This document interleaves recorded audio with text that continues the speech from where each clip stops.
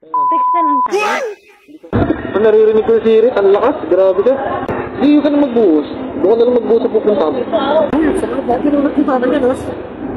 Nakakuha nga ako ng booking sa silang papuntang Tagaytay. So, pagdating ko sa pick-up location, dalawang isip ako kung isasakay ko ba si ma'am. Nakainom kasi si ma'am. Saka medyo makulit. Kaya tinanong ko kaagad kung kaya niya ba umangkas. Kaya niya naman daw. Kaya ayun, alalay na lang sa takbo. Saka kinakausap ko rin si ma'am para hindi makatulog sa biyahe. Hindi pa nga kami nakakalayo masyado. Huminto daw kami sa gasoline station kasi nasi-CR daw siya. Hala naman. Sana bukas pa. Ay, patay, sarado na. Doon na lang sa loob. Meron dyan sa loob.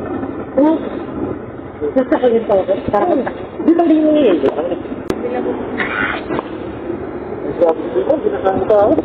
Tanggalin mo muna kasi to. Wala naman eh. Clear ba doon? Siya siya na lang. Seryoso? Gano'n mo na lang. Pagdating nga namin sa gasoline station, sarado naman. Wala ka may ihiyan. Wala ka may ihiyan. Huwag tatakpang kita. Hala naman. Nagbibiro lang ako. Sinabihan ko nga si ma'am na tiisin niya muna. May isa pa kasing gasoline station na malapit. Nakabukas pa doon para makapag-CR siya. Bukas, bilis. Baka may... Eh, baka may mamula siya. Kaya akong nasa... Ay, hindi ko numakan. Hindi ko numakan. Baka video ako. Hindi ko numakan yung pag dinam. Naririnig ko yung sirit, ang lakas. Eh, binidyo ko nga kasi para hindi ko mahawakan yung loob mo. Para may prudent. Mamaya may mawala. Ma'am, maganda na yung nag-iingat. At di tayo mo nung iniingatan kita, iniingatan ko pa rin yung gamit mo. Ang naririnig ko yung sirit, ang lakas, grabe ka. Hindi ka na ako makakuha, no? Huwag ka na magbuhos. Hindi ka na magbuhos.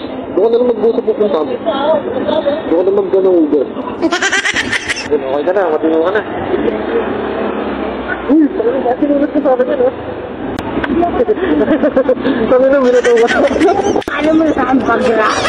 Pagtapos nga mag-CR ni ma'am, huminto muna kami saglit. Tinawagan niya muna yung pupuntahan niya kung gising pa. Backstage.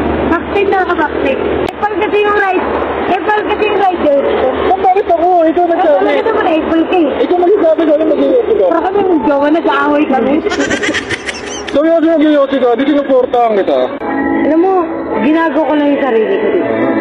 Pumunta ako rito. Matataranta pa ako. Sa part na to, biglang nag-open si ma'am. Yung kaninang makulit, nagmumura, ngayon nagkikwento ng tungkol sa buhay niya. Konting oras lang naman, kaya pinakinggan ko si ma'am. Tanggalin mo na to. Wala naman huli dyan.